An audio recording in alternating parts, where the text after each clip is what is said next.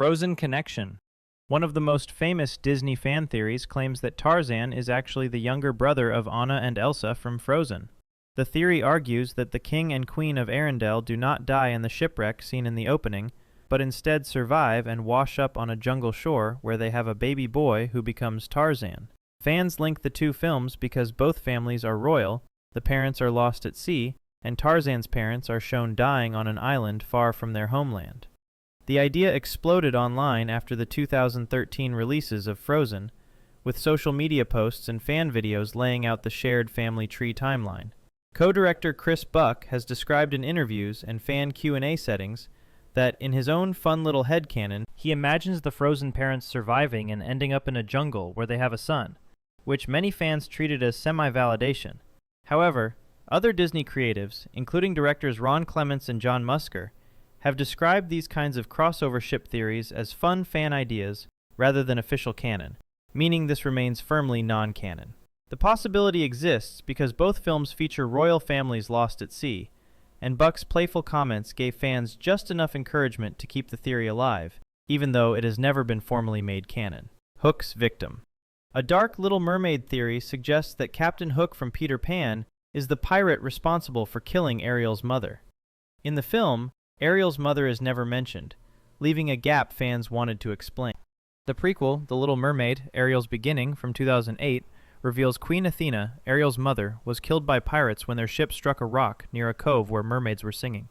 In the 1953 Peter Pan, one of the mermaids in Neverland strongly resembles Ariel in red hair, facial design, and seashell top, which fans take as a design clue linking the worlds. Hook has a reputation for brutality, and the Neverland mermaids are visibly wary of him, diving away or hiding when he appears, which the theory frames as trauma from his earlier attack on merfolk. The theory posits that Hook's crew is the same group of pirates who killed Athena, making Queen Ariel's mother another unseen casualty of Neverland's pirate captain. This could be true because Queen Athena's death by pirates is confirmed canon, and the mermaid's genuine fear of Hook, combined with the striking design similarities, creates a plausible connection between two Disney films set in oceanic worlds. Moana's Afterlife.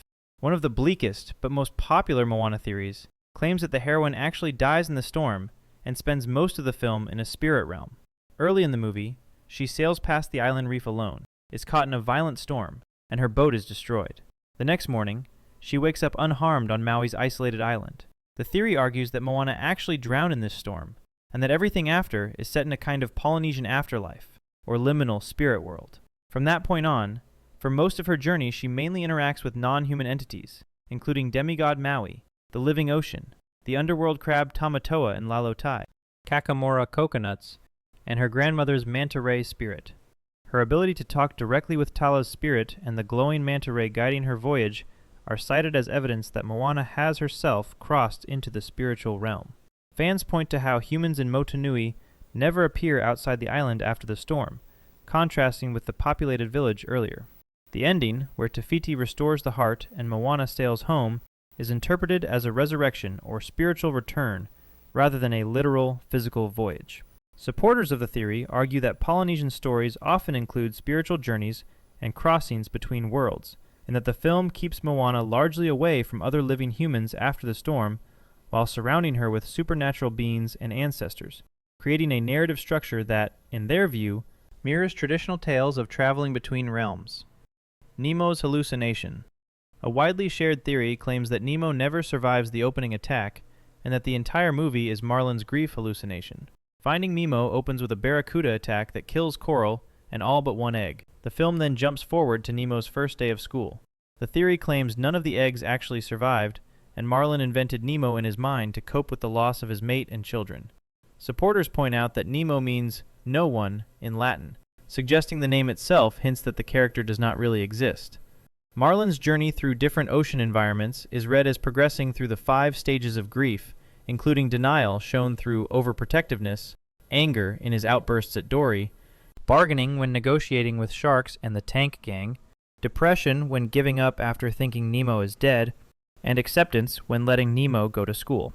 Many of the film's most fantastical comedic set pieces, including talking sharks in a support group, the surfer dude turtles, and the synchronized jellyfish, are framed by theory supporters as symbolic challenges inside Marlin's mind.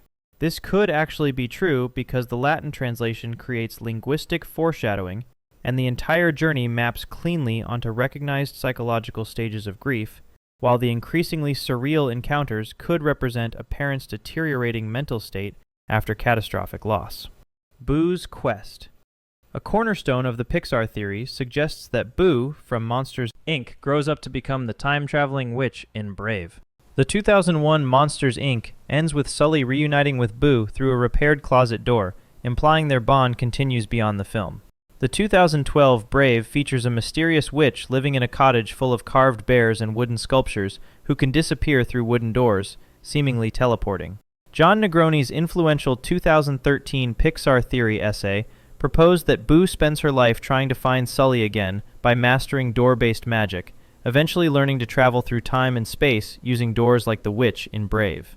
The witch's workshop includes a carving of the Pizza Planet truck and a drawing that some fans say resembles Sully, used as evidence of a direct Boo connection. Boo's childhood obsession with monsters and doors is seen as the emotional motivation for the witch's fixation on portals and animal transformations, particularly bears like Sully's large furry design. This theory might be true because Pixar intentionally drops cross-movie Easter eggs.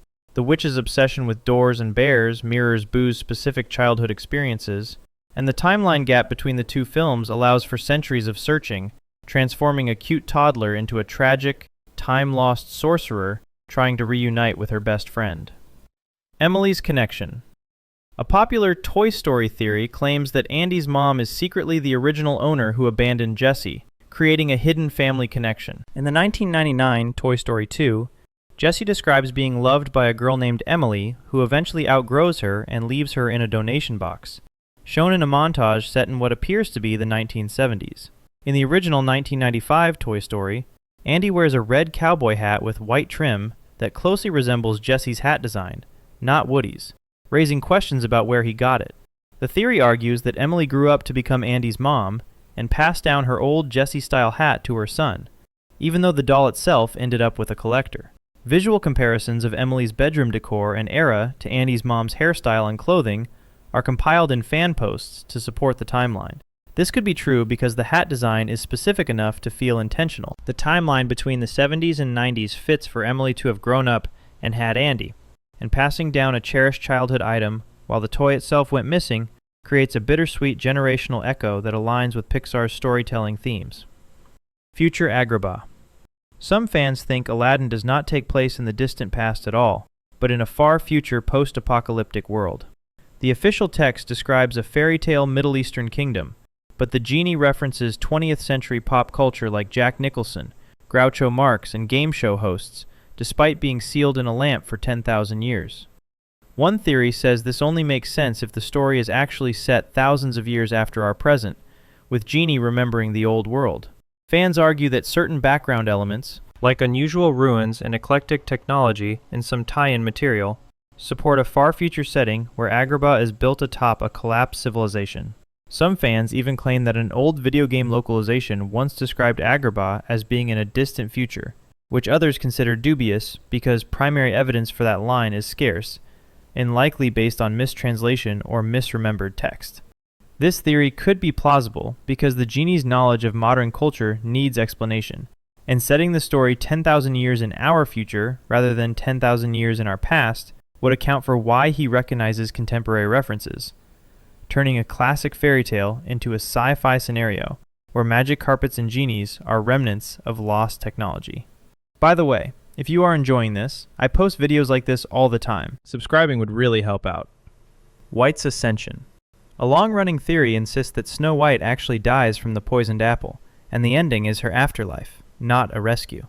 In the 1937 Snow White and the Seven Dwarfs, Snow White falls into a death-like sleep after eating the poisoned apple, and the dwarfs place her in a glass coffin they keep for a long time. The witch's spell is said to bring sleeping death, which some fans argue is a poetic way of saying actual death. The theory interprets the prince's arrival and true love's kiss as Snow White's soul leaving her body and ascending to a heavenly kingdom, represented by the castle in the clouds at the end. The bright, glowing final shot of the castle rising above the clouds is cited as visual metaphor for heaven, rather than a literal royal home. This could be true because the spell is explicitly called Sleeping Death, The ethereal quality of the ending sequence with its heavenly imagery differs dramatically from the earlier grounded forest scenes, and Disney's first princess film being a story about spiritual redemption rather than simple romance would add unexpected depth to what appears to be a straightforward fairy tale. Gothic Continuity. A theory links Tangled's Mother Gothel to Snow White's evil queen, suggesting they are the same immortal villain. In the 2010 Tangled, Mother Gothel is a woman who has used the Sundrop Flower's magic for centuries to stay young by hoarding Rapunzel's magical healing hair. Fans notice that Gothel's black hair, hooded cloak, and red-accented dress resemble designs of the evil queen from Snow White, when she is in disguise as the old hag. The theory claims that after her apparent death in Snow White, the queen survived through some form of magic, and later discovered the Sundrop Flower that powers Rapunzel's hair, reinventing herself as Gothel. Supporters point to Gothel's obsession with beauty and youth, and her manipulative parenting, as thematic continuations of the queen's vanity. This might actually be true, because both villains share motivations centered on preserving youth and beauty through magical means. Their visual designs contain deliberate parallels, especially in color schemes and silhouettes, and the multi-century timeline between the films allows for one narcissistic sorceress to survive and continue her pattern across generations, turning Disney's rogues gallery into one long saga. Mirabel's power. A chilling Encanto theory claims that Mirabel's true gift is reality warping, and she subconsciously rewrites the family's world. In the 2021 films, every madrigal gets a magical power except Mirabel, who appears to have been skipped during her door ceremony. One circulated theory suggests Mirabel actually does get a gift, which is the ability to alter reality, and she uses it, consciously or not, to create a world where she is the powerless outsider. Supporters of the idea argue that the sentient casita, the magical doorways, and even the family's roles can be read as manifestations of Mirabel's subconscious assigning jobs and expectations to everyone. Musical sequences like Surface Pressure and We Do Not Talk About Bruno are framed as Mirabel's mind staging reality around her anxieties and perceptions, not literally happening the way we see them. The cracks in the house and the miracle fading are interpreted by fans as Mirabel's fear of losing control of the reality she built. At the end, when she helps rebuild Casita and restore the miracle, the theory reads this as Mirabel consciously reshaping her world to be healthier and more balanced. This could be true because Mirabel has the closest and most sustained relationship with Casita. The house seems to respond strongly to her emotions and movements, and her being at the center of both the family's collapse and restoration suggests she holds more power than anyone realizes, making the entire film a psychological story about control and perception. Shared shipwreck. Another Frozen theory ties the Arendelle shipwreck to multiple other Disney stories, suggesting one doomed voyage links several films. Fans have argued that Anna and Elsa's parents were sailing to Rapunzel and Eugene's wedding in Corona when their ship sank, explaining why Rapunzel and Eugene briefly cameo at Elsa's coronation. The same wreck has been speculatively linked to the sunken ship Ariel explores in The Little Mermaid, claiming it is the Arendelle vessel resting on the seafloor. Threads map out ocean routes between Norway-inspired Arendelle, Corona, often placed in Germany, and the vague Atlantic setting of The Little Mermaid, to argue the ship's path. Directors Ron Clements and John Musker have described the Ariel ship idea as an interesting fan theory rather than something they consider official canon, while other Disney creatives have likewise framed these crossovers as fun coincidences instead of confirmed links. Despite being effectively rejected, this could still be true in fans' minds because Rapunzel's confirmed cameo at the coronation proves the kingdoms exist in the same world. The timing of the shipwreck and wedding can be lined up, and Easter eggs like similar ship designs feel like deliberate winks, showing how fan desire for a unified Disney universe can override official statements and keep theories alive through sheer collective enthusiasm. If you found this interesting, consider subscribing so you do not miss future content. Thanks for watching.